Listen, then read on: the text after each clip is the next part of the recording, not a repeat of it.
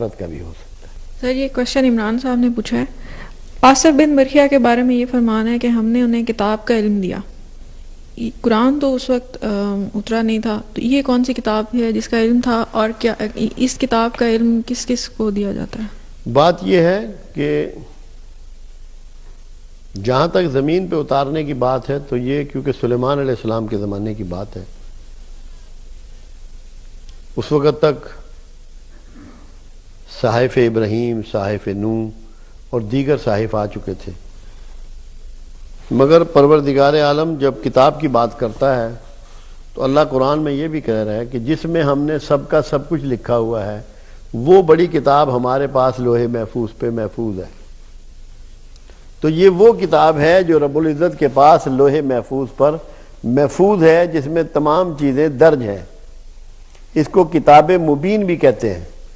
اس کتاب کا علم دیا، اس میں سے علم دیا۔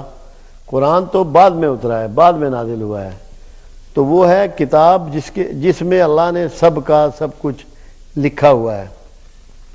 یہ تک لکھا ہوا ہے، حدیث مبارکہ ہے، حدیث قدسی ہے، رسول اللہ صلی اللہ علیہ وسلم کا فرمان مبارک موجود ہے کہ اللہ تمام روحوں کا حساب لکھ کر روحوں کے پیدا کرنے سے 50,000 سال قبل مکمل کر چکا تھا، وہ بھی لوح محفوظ پر ریکارڈ موجود ہے۔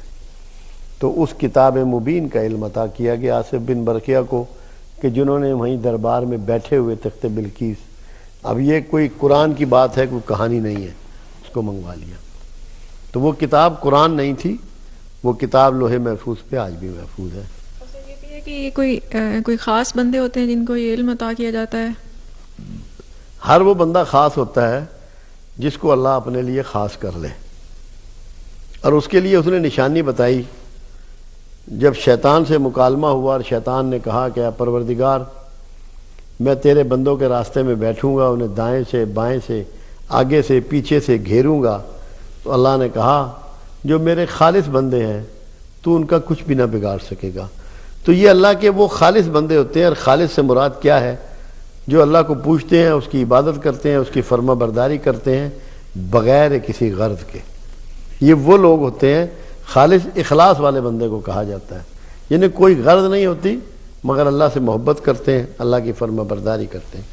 تو یہ وہ لوگ ہوتے ہیں جن کو اللہ پسند کرتا ہے باوجہ ان کے اخلاص۔